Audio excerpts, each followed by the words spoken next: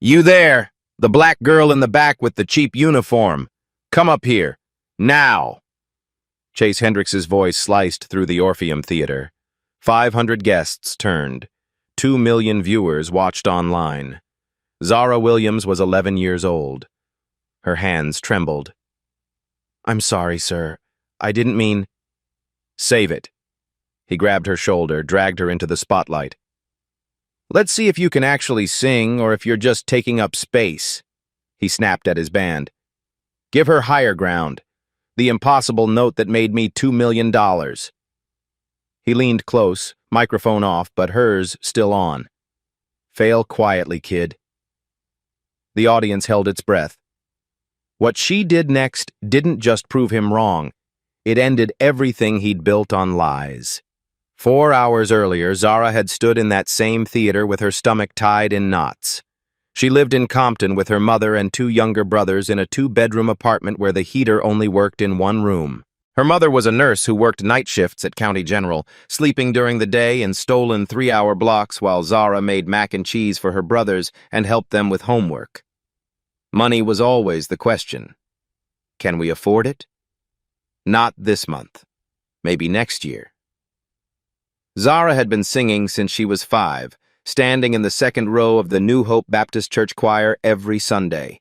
By 7, her choir director, Ms. Johnson, had pulled her mother aside after service. Your daughter has perfect pitch, Ms. Johnson had said. 1 in 10,000 people can identify any note just by hearing it. She hears things the rest of us can't. Her mother had smiled, proud but tired. What do we do with that? Berkeley, Juilliard, professional training. Ms. Johnson paused. It costs money we don't have. So Zara sang at church. She sang in the school choir at Jefferson Elementary, where the music budget had been cut 3 years running. She sang in her room at night quietly, teaching herself runs from YouTube videos on her mother's old phone. Her range was unusual. D3 chest voice to G6 whistle register, those impossibly high notes that sounded like wind chimes. She didn't know this was rare. She just knew it felt right. When the letter came saying Jefferson Elementary had been selected for Chase Hendricks's charity gala, the whole school erupted. 20 choir students would perform as background vocals, real stage, television. Zara's mother bought her a new white blouse from the discount store, tags still attached until that morning in case they needed to return it. Chase Hendricks was famous for these galas, one every year in a different city, raising money for underprivileged schools, posing for photos with kids who looked like they needed saving. The press called him generous. His brand was built on being the voice of a generation. 4 platinum albums, 2 Grammys, endorsement deals with Pepsi and Nike. And at the center was that signature note, the whistle register C6 at the end of higher ground that no one else could hit. Except during sound check that afternoon, Zara had heard something that didn't make sense. The choir had been waiting backstage, instructed to stay quiet while Chase rehearsed. Zara had wandered near the wings, curious, wanting to see the stage. And she'd heard him attempt the bridge of higher ground. He'd started strong. His voice was good, trained, polished, expensive sounding. But when he reached for that famous high note, something broke. His voice cracked around A5, 2 full steps below where it should have been. He'd stopped, frustrated, and snapped at his sound engineer. Bring the track up higher on that section. I need more support. The engineer nodded, adjusted something, and when Chase sang it again, the note was perfect. Too perfect. It didn't sound like it was coming from his throat. It sounded like it was coming from the speakers. Zara stood there, confused. She had perfect pitch. She could hear the difference between a live voice and a recording. She could hear the slight digital shimmer, the way the note sat on top of the music instead of inside it. That perfect C6 wasn't Chase Hendricks. It was a backing track. She'd gone back to the choir risers and said nothing. Who would believe an 11-year-old girl from Compton over a man who'd sold 4 million albums? But now, Standing under the spotlight with his hand gripping her shoulder, with 2 million people watching and his whispered threat still ringing in her ears, Zara understood something else. He knew she'd heard him at sound check. This wasn't about giving her a moment to shine. This was about making sure no one would ever believe her if she told the truth. The band started playing. The opening chords of Higher Ground filled the theater. Zara's mouth went dry. "I don't think I can," she started. "Sure you can, sweetheart." Chase's voice was loud for the audience. "Just follow the music." But Higher Ground wasn't easy. The verse sat comfortable, but the bridge climbed relentlessly toward that signature whistle register C6 that had made Chase Hendricks famous.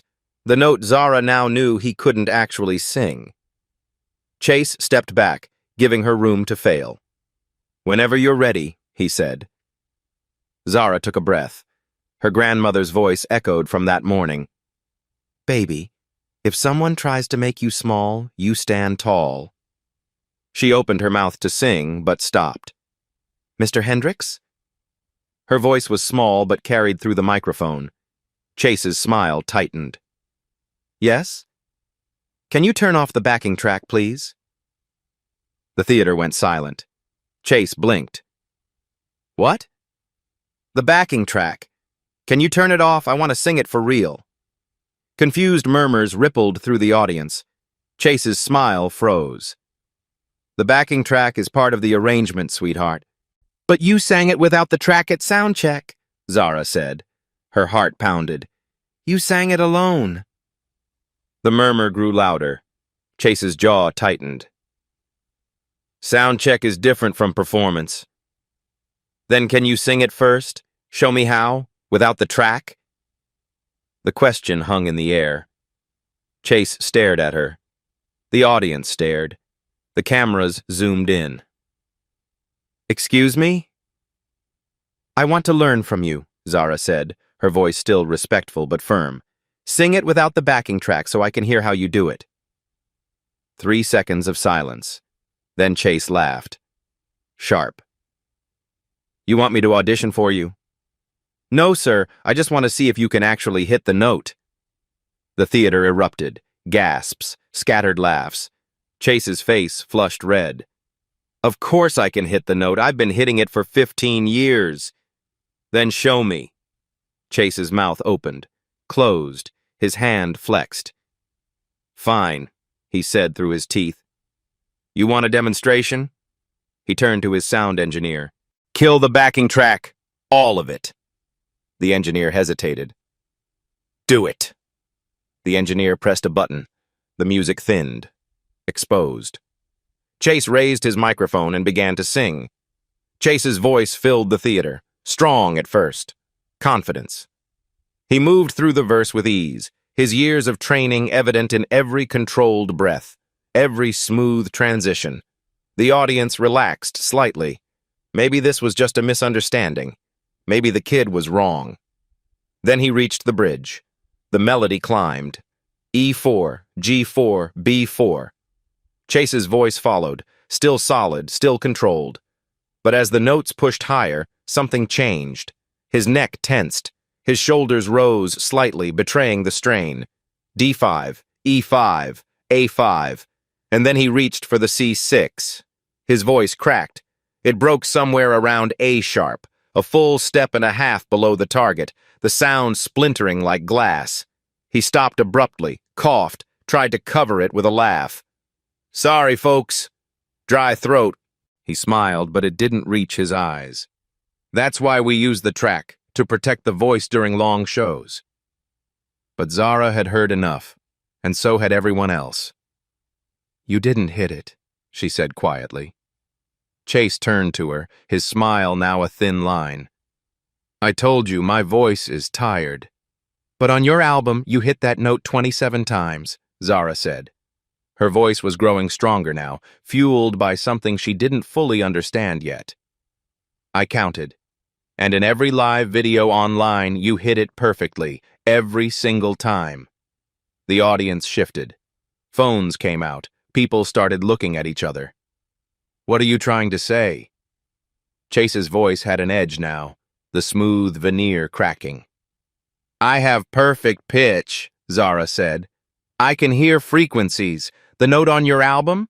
It's 1046.5 hertz. That's C6. But what you just sang was 932 hertz. That's A-sharp 5. Someone in the audience whispered, Is she right? Chase's face reddened. Listen, little girl. And the voice on the album, Zara continued, her words tumbling out now, unstoppable.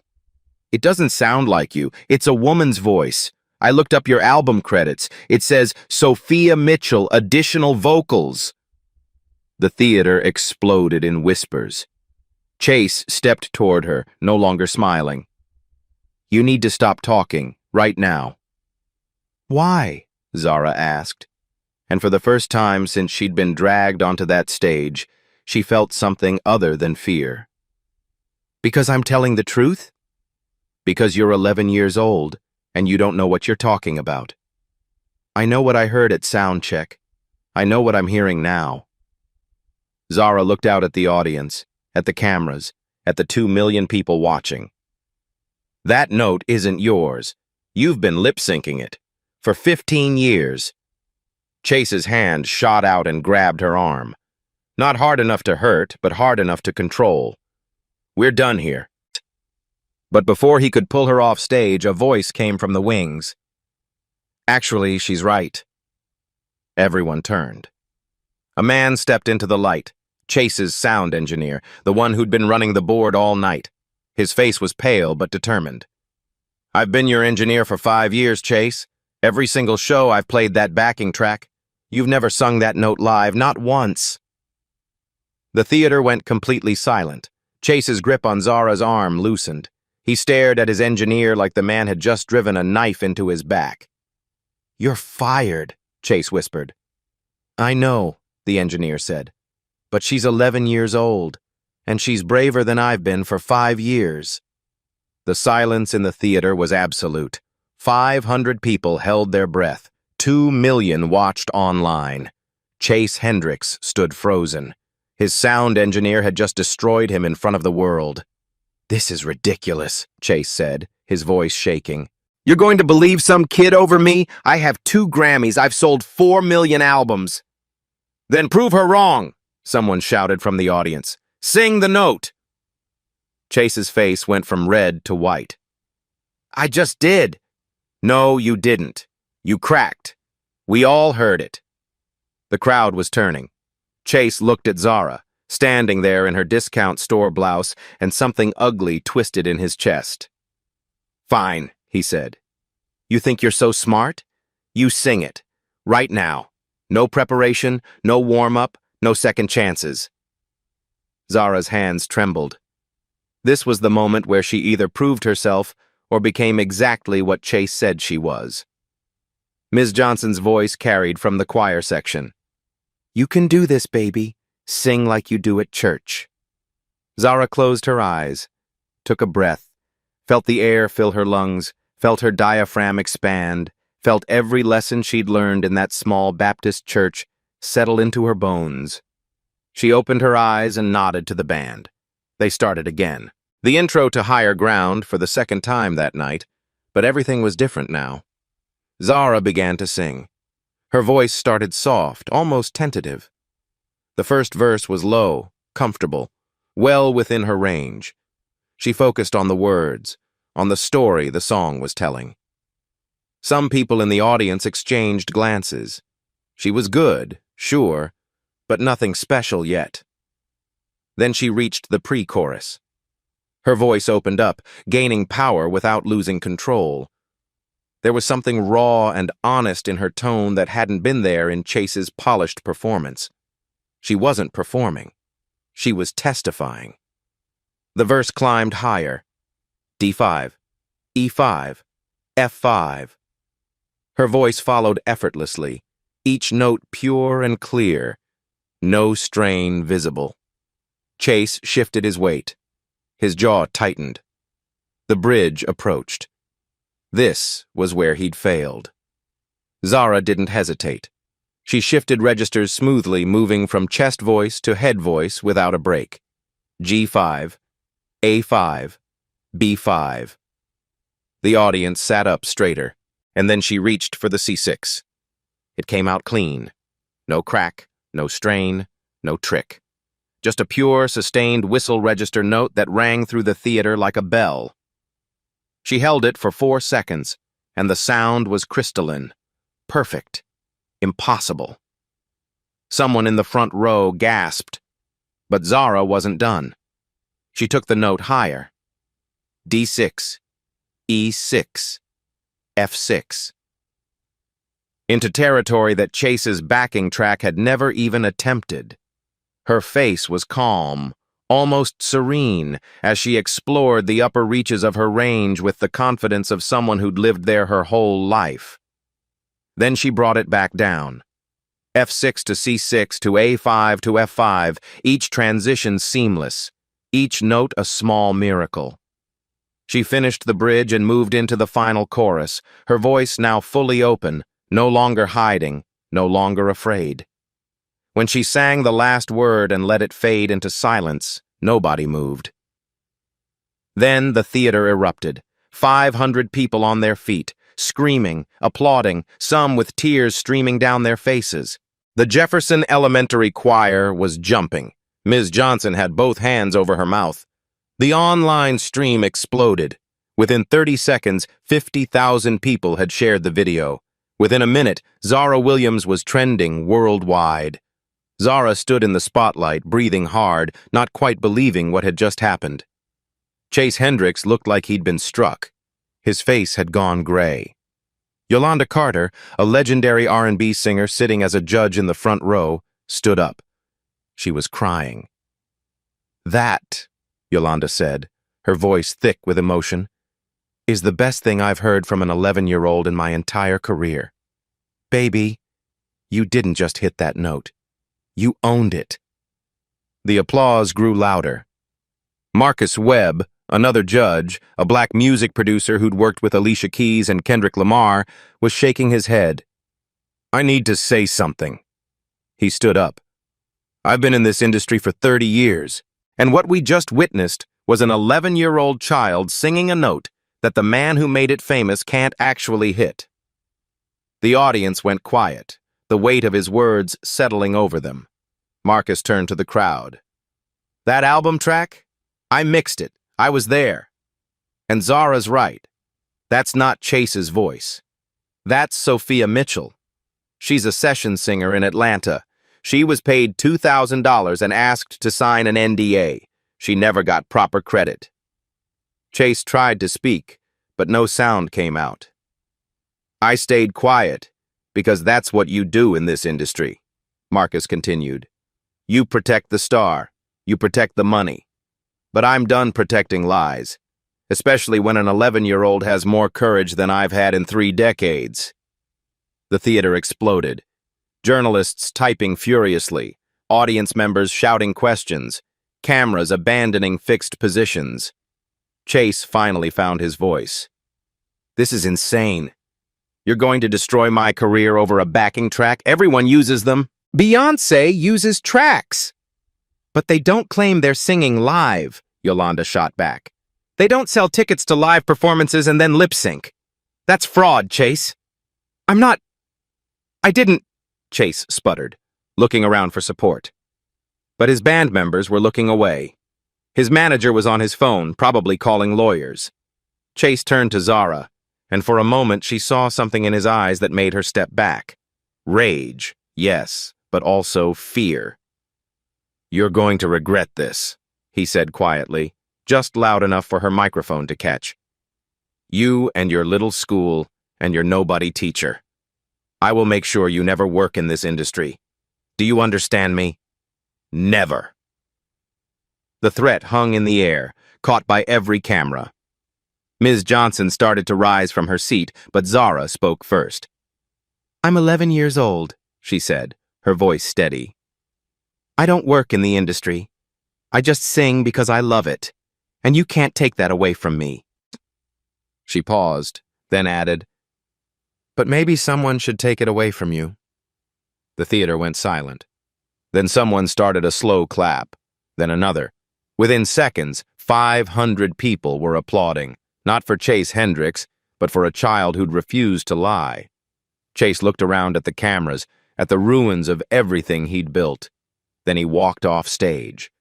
The moment his foot hit the wings, the theater erupted again. People were on their phones. The live stream chat was moving too fast to read. Someone shouted, "Check Twitter, he's already trending." Not Zara Williams anymore. Chase Hendricks exposed. Chase Hendricks fraud. Chase Hendricks eyes over. Within 5 minutes, his Wikipedia page had been edited. Within 10, major music blogs were posting articles with headlines like, "Famous singer exposed by 11-year-old." Within 15, 3 of his sponsors had issued statements saying they were reviewing their relationship with him. Zara stood on that stage, surrounded by chaos she'd created simply by telling the truth, and felt something she'd never felt before. Not pride, exactly. Not triumph. Just the quiet certainty that she'd done the right thing, even though she had no idea what would come next. The chaos lasted 20 minutes before security cleared the theater. Zara sat backstage in a folding chair, Ms. Johnson's arm around her shoulders, watching adults argue in urgent whispers. Event organizers, Chase's management team, people in expensive suits talking into phones. Nobody was talking to her. Her mother had called 3 times from the hospital, couldn't leave her shift. "Baby, what happened? Are you okay?" Zara didn't know how to answer. What had happened was that she'd destroyed a famous man's career in 3 minutes. Whether she was okay was unclear, and yes, she wanted her mother, but County General was 40 minutes away and her mother couldn't afford to lose this shift. "I'm fine, Mama. Ms. Johnson is here." That had been an hour ago. Now it was nearly midnight. The other choir kids had gone home. The theater was empty except for crew breaking down equipment. Zara was still sitting in that folding chair, waiting. That's when Chase's lawyer arrived. He was a white man in his 50s, wearing a suit that probably cost more than Zara's mother made in 6 months. He carried a leather briefcase and had a smile that didn't reach his eyes. "Miss Williams," he said, pulling up a chair. "I'm Robert Kraft. I represent Mr. Hendricks." Ms. Johnson's arm tightened. "She's 11 years old. If you want to talk to her, her mother needs to be present." "Of course. I'm not here to interrogate anyone. I'm here to resolve this unfortunate misunderstanding." "There's no misunderstanding," Ms. Johnson said. "Your client can't sing the notes he's famous for. That's fraud." Kraft's smile didn't waver. "The music industry is complex. Artists use vocal support, backing tracks, studio enhancement. It's standard. What happened tonight was a young girl making serious accusations without understanding the professional context." "I understand that he lied," Zara said quietly. Kraft turned to her. "No, sweetheart. You misunderstood. And unfortunately, that's caused Mr. Hendricks significant harm. His sponsors are threatening to pull out. His tour dates are in jeopardy. Millions of dollars in damages." The word damages hung like a threat. "Are you threatening to sue an 11-year-old? Ms. Johnson's voice was ice. "Not at all. We're hoping to avoid legal action, which is why I'm here with a solution." He opened his briefcase, pulled out a document. "If Zara signs this, we can all move forward." Ms. Johnson took the paper. Her face grew darker with each line. "This says she made false accusations, that she apologizes, that she was seeking attention." "It's a mutual agreement," Kraft said. "In exchange, Mr. Hendricks will not pursue legal action. And as goodwill, he'll personally fund a music scholarship for Zara. $50,000. Full ride to any program she wants." Zara's breath caught. $50,000. That was Berkeley. That was Juilliard. That was everything she'd dreamed of. "And if she doesn't sign?" Ms. Johnson asked. Kraft's smile faded. Then Mr. Hendricks will pursue defamation charges against Zara, against Jefferson Elementary, against you, Ms. Johnson, for failing to supervise." He paused. "The school district has been notified that Mr. Hendricks's donation, $500,000 for your music program, is now in jeopardy." Ms. Johnson's hand trembled on Zara's shoulder. "So, let me be clear," Kraft continued. "Sign this, accept the scholarship, everyone moves on. Or refuse, and watch your school lose funding while your family drowns in legal fees they can't afford." He looked at Zara. "What happens next is up to you." Zara stared at the document, at the words that would call her a liar, at the signature line that would erase everything. She thought about her mother working double shifts, about her brothers who needed shoes, about the kids at Jefferson Elementary who'd lose music because of her. She thought about the truth. "No," she said. Kraft blinked. "Excuse me?" "I'm not signing that. I didn't lie, he did. And I'm not going to say I lied just because he's rich and I'm not." "Young lady, I don't think you understand the consequences." "I understand you're trying to scare me." Zara stood up. Even at less than 5 feet tall, even with shaking hands, she looked him in the eye.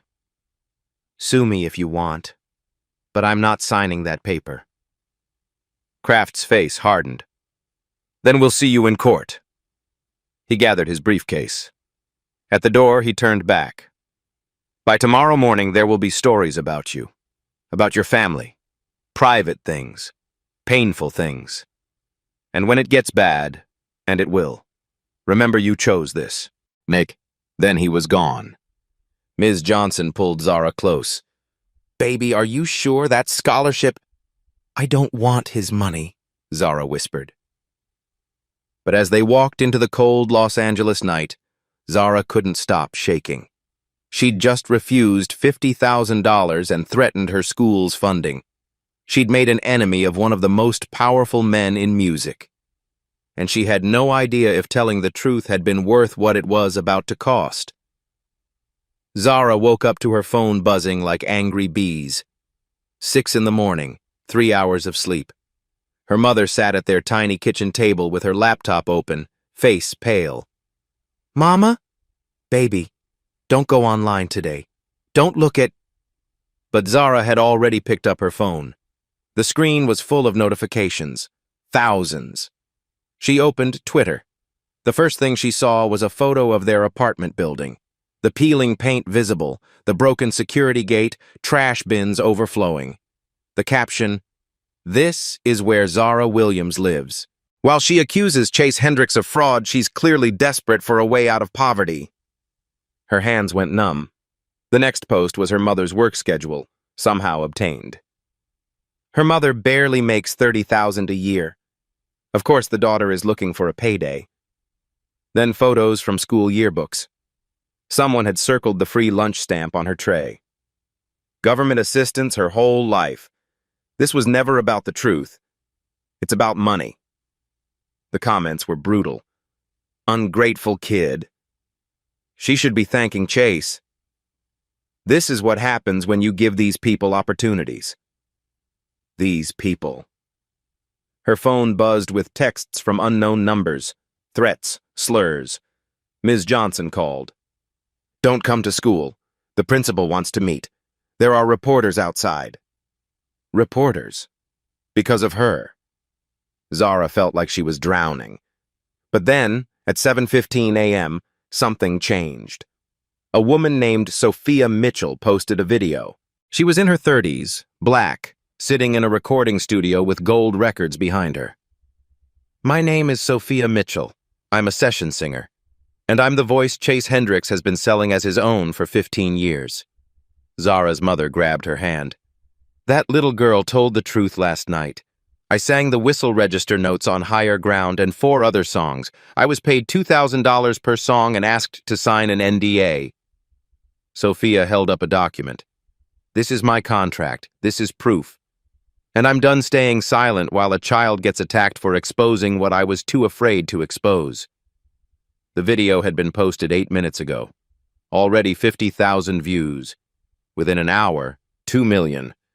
Within 3 hours, 7 more session singers came forward, each with contracts, each with recordings, each confirming what Zara had said. By noon, the narrative had flipped.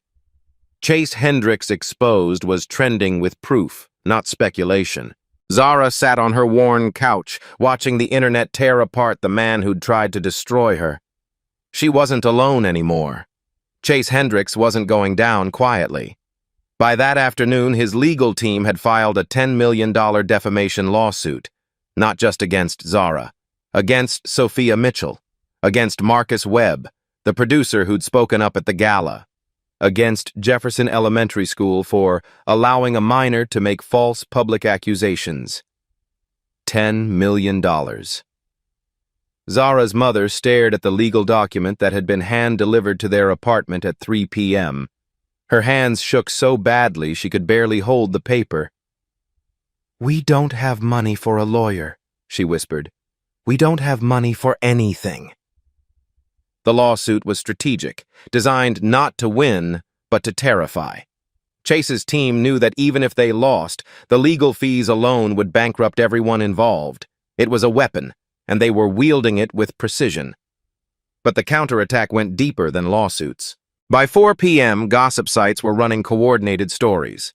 Sources close to the Williams family claimed that Zara's mother had pushed her daughter to confront Chase, that the whole thing had been planned to extort money. One article included quotes from former neighbors saying the family was known for playing victim and looking for handouts. None of it was true. All of it was published. By 5 p.m., Zara's school was under siege. Not just reporters now, but angry Chase Hendricks fans, teenagers and adults standing outside Jefferson Elementary with signs. Liars. Frauds. Leave Chase alone. The principal called an emergency meeting. Zara and her mother sat across from him in his office, and he looked like he'd aged 10 years overnight. "I'm sorry," he said, "but the school board is considering suspending Zara pending investigation." "Investigation of what?" Zara's mother demanded. "She told the truth. You saw the video. Everyone saw it. The board is concerned about the attention, the threats. We've had to increase security. Parents are calling, worried about their children's safety." He rubbed his face. "And Chase Hendricks's lawyers are threatening to sue the district for negligence. They're saying we failed to supervise Zara, that we allowed her to defame their client on school time." "She wasn't on school time," Ms. Johnson interjected from the corner where she'd been standing. "She was at an evening event." "It was a school-sanctioned event," the principal said. "The choir was there representing Jefferson Elementary, which means legally we're liable." Zara felt her chest tighten. "So I'm being suspended because I told the truth?" "You're being suspended because the school can't afford to fight a lawsuit from Chase Hendricks's legal team." The principal's voice was heavy with regret, but the words still landed like stones. "I'm sorry, Zara.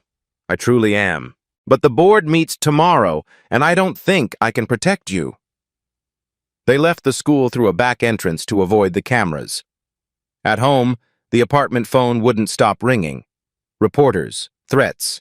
Someone claiming to be from Child Protective Services saying they'd received reports that Zara's mother was exploiting her child. It was fake. CPS didn't work like that, but it was effective. Every call was a small knife. Zara's brothers were scared. They didn't understand why angry people were outside their building, why their sister was on TV, why everything felt like it was falling apart. That night, Zara's mother sat on the edge of her bed.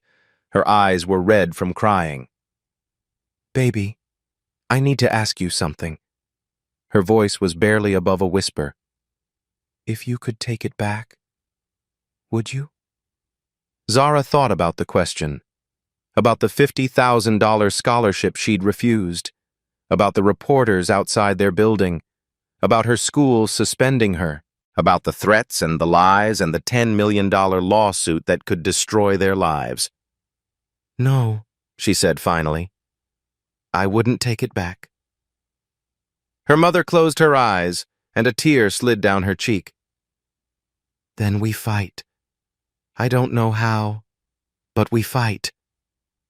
But fighting seemed impossible when the enemy had unlimited money and unlimited reach. At midnight, Zara lay awake in the bed she shared with her brothers, listening to them breathe in their sleep. She thought about Chase Hendricks in his mansion somewhere in the Hollywood Hills, probably sleeping peacefully, protected by lawyers and money and the knowledge that the system was built to protect people like him. She thought about how easy it would be to give up, to sign the paper his lawyer had offered, to say she was sorry for telling the truth. And then she thought about Sophia Mitchell, who'd been silent for 15 years before finding the courage to speak. About Marcus Webb, who'd stayed quiet for 3 decades before standing up. About the 7 other session singers who'd come forward, risking their own careers. They'd all been afraid. But they'd spoken anyway. Because someone had to. Even if that someone was just an 11-year-old girl who refused to lie. Zara closed her eyes and tried to sleep, knowing tomorrow would be worse. Not knowing that tomorrow would bring something she never expected. Help. The knock came at 7 in the morning. Zara's mother answered cautiously, expecting reporters. Instead, she found a woman in her 40s, professionally dressed, carrying a briefcase. "Mrs. Williams, my name is Diana Carter. I'm an entertainment attorney. I'd like to represent your daughter, pro bono." Zara's mother blinked. "I'm sorry, what?" "No charge. Sophia Mitchell hired our firm to defend her. When we heard Chase sued an 11-year-old child, 3 partners volunteered to take Zara's case. May I come in?" Within an hour, their kitchen table was covered with documents. Diana worked quickly, pen moving across legal pads. "Chase's lawsuit is garbage," she said bluntly. "Defamation requires false statements. Everything Zara said was true. He won't win. But he knows that. This is intimidation, not litigation." "So what do we do?" Zara's mother asked. "We counter-sue, fraud, false advertising, breach of contract with ticket holders." Diana looked up. "We make it a class action. Make it too expensive for him to continue." A second knock interrupted them. Ms. Johnson entered with Marcus Webb, the producer who'd exposed Chase on stage. "I wanted to check on her," Marcus said. He sat across from Zara. Up close, she could see exhaustion in his face. Chase's lawyers had gone after him too. "I've been in this industry 30 years, Marcus said. "I've watched powerful people crush careers. But I've also watched movements start." He pulled out his phone. "Look at this." And believe Zara was trending, exploding. Alicia Keys had tweeted, "Protect that child. Listen to her truth." John Legend announced he was covering legal fees if needed. Kelly Clarkson, Fantasia, Jennifer Hudson, all speaking up. "You're not alone," Marcus said. The third knock came at 9 a.m. Rachel Goldstein from 60 Minutes. "I'd like to do a story," Rachel said. "An investigation. Chase's career, his pattern of credit theft, the industry that protected him. I want to tell the whole story." "Why?" Zara's mother asked suspiciously. "Because I have a daughter your age," Rachel said quietly. "And if someone tried to silence her for telling the truth, I'd want someone to help." By noon, the apartment was full. Diana's paralegal had arrived with documents. 2 of Sophia's industry contacts offered statements. Ms. Johnson was coordinating with Jefferson Elementary teachers who wanted to support Zara publicly. Then Sophia Mitchell herself arrived. She wasn't what Zara expected. In videos, Sophia looked polished. In person, she looked tired, human, scared. She sat next to Zara and took her hand. "I was 23 when I signed that NDA," Sophia said. "I needed the money. I needed the credit. And when they buried my name where nobody would see it, I told myself it was fine. Just business." She paused. "I told myself that lie for 15 years, until I watched an 11-year-old refuse to lie at all." "I'm scared," Zara admitted. "Me too," Sophia said. "But we're scared together now. That's different." By evening, the narrative was shifting. not just on social media, but in major outlets. The New York Times. Session singer speaks out. The hidden voices behind pop music. Rolling Stone was preparing an exposé on Chase's entire catalog. Billboard was investigating how many other artists had similar arrangements. The story had grown beyond Zara. It was about people whose work was stolen, whose talent was used and discarded, whose names were erased so others could shine. Jefferson Elementary's principal called. The school board had voted. Zara wasn't being suspended. Instead, they were declining Chase's donation and issuing a public statement supporting Zara's right to speak truth.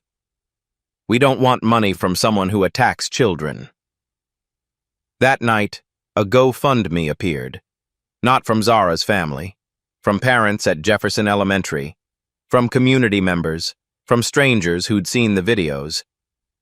The goal was $50,000 to replace Chase's donation. It raised $300,000 in 6 hours.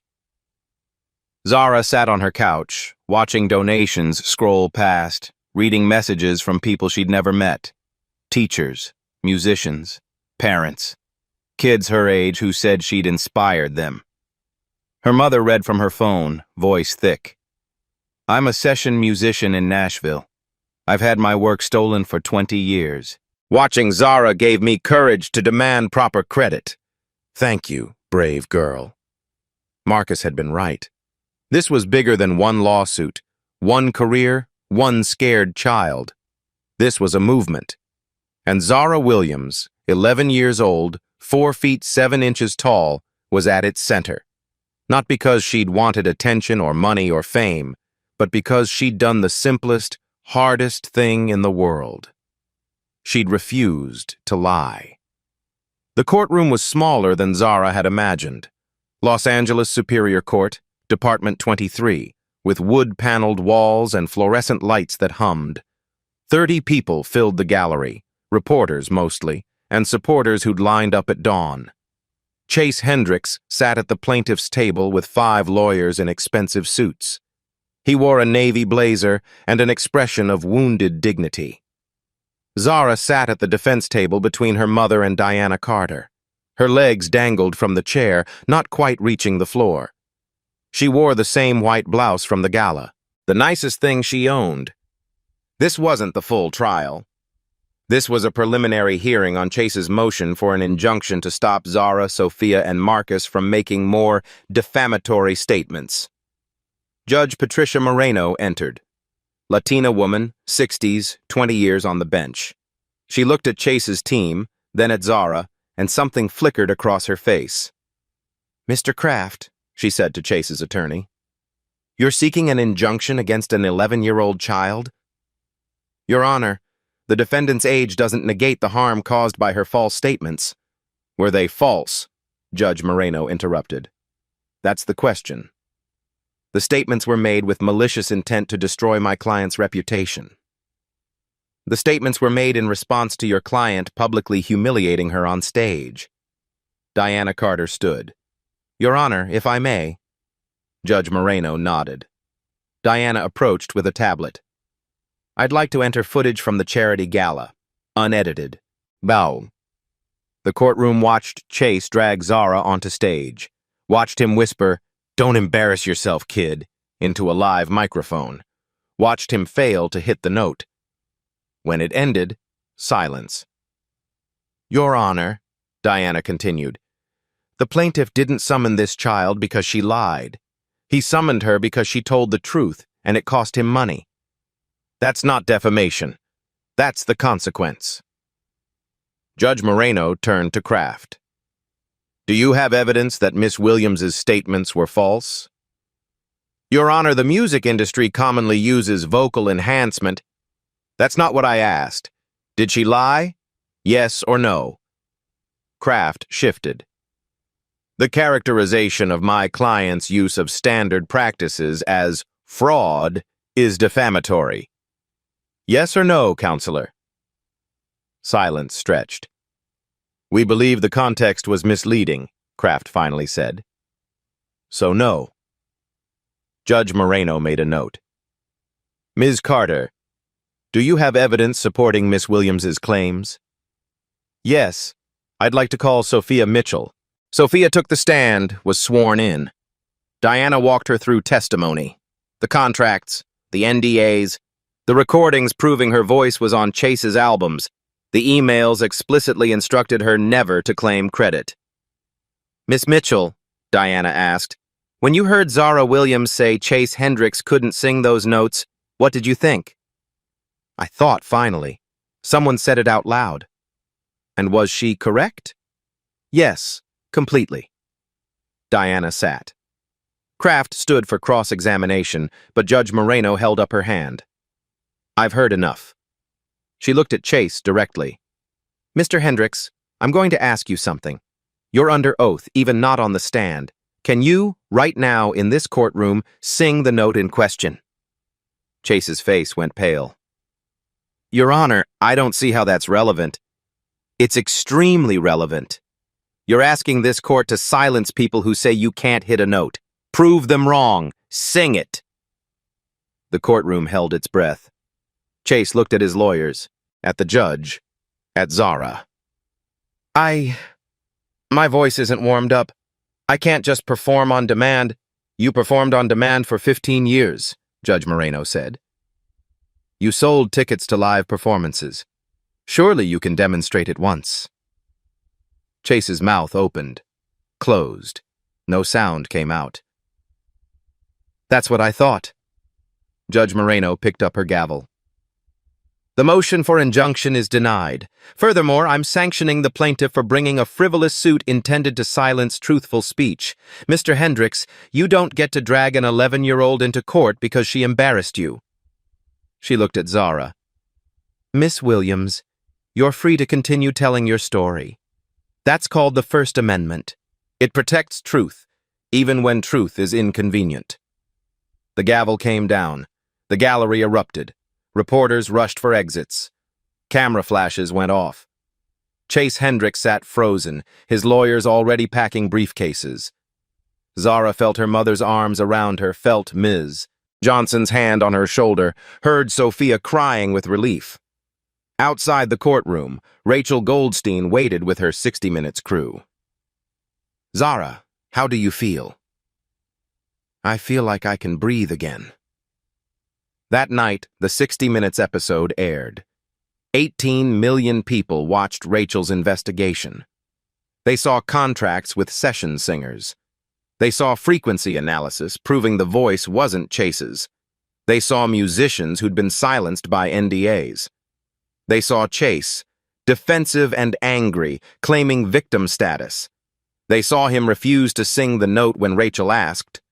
And they saw Zara, 11 years old, in her small apartment, explaining what perfect pitch was, how she'd known, why she'd spoken. I wasn't trying to hurt him, she said to the camera. I was just telling the truth. I didn't know the truth could be so dangerous. By credits, Chase's remaining sponsors had withdrawn. His label dropped him. Vegas residency canceled. The Grammy committee announced they were reviewing his awards. His career, built on stolen voices and protected lies, was over. Ended by a child who'd simply refused to stay quiet. 3 months later, Chase Hendricks filed for bankruptcy. The class action lawsuit settled. 15,000 ticket holders received refunds totaling $23 million. His mansion went up for sale. His car collection, recording studio, music rights, all liquidated to pay debts. Both Grammy Awards were officially revoked. The Recording Academy cited fraudulent representation of vocal performance. First time in Grammy history. Chase attempted a comeback tour 6 months later. Unplugged and unfiltered, promising everything live, complete transparency. 8 dates in small venues. He sold 11% of tickets. The reviews were brutal. Hendrix's voice, exposed without studio magic, reveals an unremarkable tenor with limited range. The Emperor has no clothes. After the 3rd show, he canceled the rest. Last anyone heard, he was teaching music business at an online for-profit college, making promotional videos nobody watched. But this story isn't about Chase's fall. It's about what rose. Zara Williams received 5 major label offers. Her mother declined them all. She's 11 years old. She needs to be a child first. Instead, Zara signed with an independent label owned by black musicians. The contract was unusual. No albums required until 16, creative control guaranteed, ownership of her masters, and 15% of earnings went to a fund she created. Unbreakable Voices. The fund provided scholarships for young singers from underprivileged backgrounds, free vocal training, music theory, and legal education about contracts and rights. 50 scholarships the first year, 200 by year 3. Zara recorded one single, My Own Voice. She wrote it with Sophia Mitchell, about finding courage, speaking truth, saying no when everyone expects silence. It went gold in 6 weeks. The video featured Zara singing in her church, her school, her apartment, places where her real voice was born. At the end, 50 scholarship recipients joined her. Every race, every background, all credited, all seen. The industry changed. California passed Assembly Bill 2847, Zara's Law, required disclosure when live performances used pre-recorded vocals. Tickets had to state it. Violation was consumer fraud. 12 states adopted similar laws within 18 months. The Recording Academy overhauled credit requirements. All submissions needed detailed documentation of every vocalist. Additional vocals are no longer acceptable. You had to name them. Spotify and Apple Music added credits tabs to every song. Session musicians invisible for decades suddenly had names attached to their work. A session musicians union formed. 2,000 members in the first year. They negotiated minimum standards, proper credit, royalty participation, legal protection. 47 artists voluntarily updated liner notes, acknowledging uncredited session singers. Transparency became the new currency. Sophia Mitchell's career exploded. She'd been in the shadows 15 years, now magazine covers. She released her own album. She won a Grammy, for real. In her acceptance speech, she thanked Zara. I was too afraid to speak for 15 years. This 11-year-old showed me what courage looks like. This award belongs to both of us. Marcus Webb started a production company dedicated to properly crediting new talent. I'm done protecting frauds. I'm protecting the truth now. Jefferson Elementary's music program became the best funded in the district. $800,000 from GoFundMe. 2 new teachers, instruments for everyone, scholarships named after Ms. Johnson. Ms. Johnson received offers from prestigious schools. She turned them down. My kids are here. I'm staying. 1 year after the gala, Zara performed at the Grammy Awards. 12 now, still in regular school, still sharing a bedroom, still singing in church.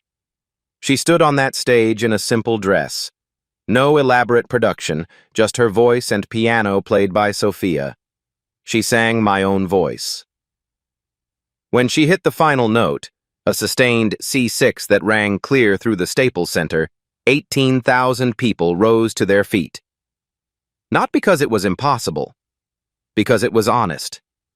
Remember that moment? When Chase Hendricks pointed at a small black girl in a cheap uniform and dragged her onto a stage, expecting her to crumble. When he whispered, "Don't embarrass yourself," into a live microphone, thinking nobody would care. He thought he was teaching her about knowing her place. He didn't know she was about to teach the world about truth. 18 months later, Zara Williams is 13. Still in that apartment in Compton. Still shares a bedroom with her brothers. Still takes the bus. But everything changed.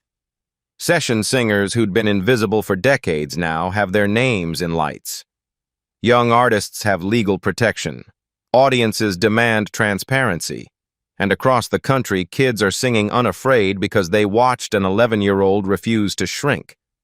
Zara didn't just hit a note Chase Hendricks couldn't reach. She hit a note the entire industry couldn't ignore. The note that says, your truth matters more than their comfort. The note that says, Being small doesn't mean being silent. Chase thought he could destroy her with threats and lawsuits and money. He learned what every bully learns. You can't silence someone who's decided their voice matters.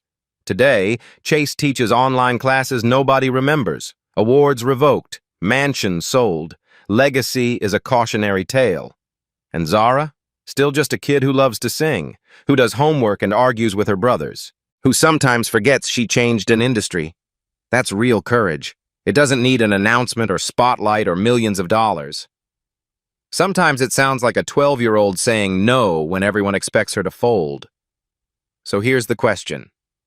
If you were there, would you have stood up for Zara when lawyers came? When threats started? When everyone said stay quiet?